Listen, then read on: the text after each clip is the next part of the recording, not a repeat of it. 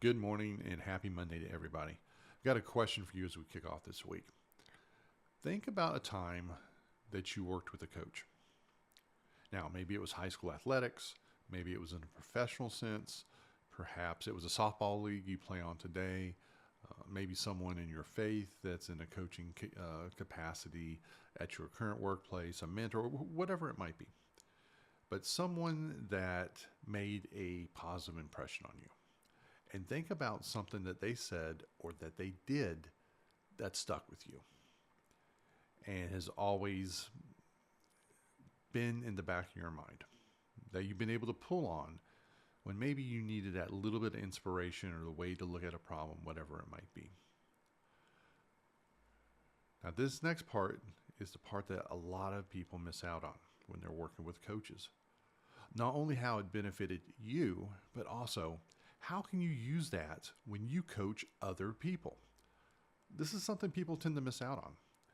And it's also part of the advantage of working with a coach, not only to get that information, inspiration, whatever it might be that you're getting from working with that person to enhance your performance, but also how can you use that same technique, that same approach, maybe those same words to help someone else improve their performance, whatever the area may be. Think about that. What did somebody do? What did they say? I know for myself, one of the things I think about from time to time is I ran cross country in high school. Now, for those of you unfamiliar with cross country as a sport, it's a running sport where you run a distance about 5 kilometers. I think it's like 3.2, 3.5 miles, something like that. And I did in Vermont, where I went to high school, and we ran through largely the countryside, some neighborhoods or something like that around the schools, but a lot of it was in the countryside. And there was one specific track that we ran at least once a year in Montpelier in the state capital. And Vermont's one big mountain with lots of little mountains on top of it. There's like no flat space.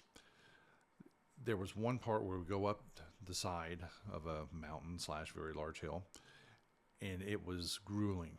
I mean, it was like it had to at least be a 30-degree angle, if not more, and it wasn't short. In retrospect, it was probably like a quarter of a mile. It felt like it was half a mile longer. But you're running up this hill, and everything starts to hurt. Your legs are hurting, your arms are hurting, breathing's. I mean, everything is just. It's a struggle to get up there, and you're seeing people fall off on the side of the course.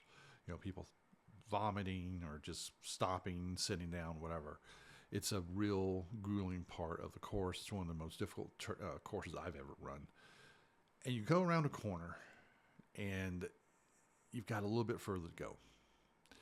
Maybe it was 30 feet, something like that. But one of our coaches would be there right before the crest of the hill. And he'd be like, punch it right here and right now. You've got it. Go for it. Punch it now, because you just are ready to give up. And it was that inspiration that you needed, that motivation that you needed at that point before just like hanging it up, just like your body's telling you to hurt, stop, everything's bad. And you get that lift, that encouragement. And you go and you crest the hill. And then you're going down the other side of the mountain, trying not to stumble and hurt yourself. Going downhill is actually more dangerous than going uphill. But it was the fact that you got to the top of that hill, that you were able to go over it, and you experienced that elation of having beat that hill, because it was a monster. It's one of those things where, for me, I take and look at when someone is getting close to achieving something, but they're struggling. It's hard. How do they get to it? And how does that translate to how I can help other people?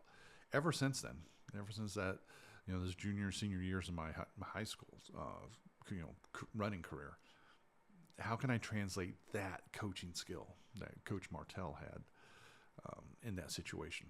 And so what's it for you? What did you benefit from? How did you benefit from what someone said, their presence, what they did, and how can you help other people with that? So that's what your task is for the week. Think about this. And also, as you work with other people, sometime during the week, when the situation arises where you can help that person in that way, using that technique that helped you, have it in your back pocket. Have it ready to use.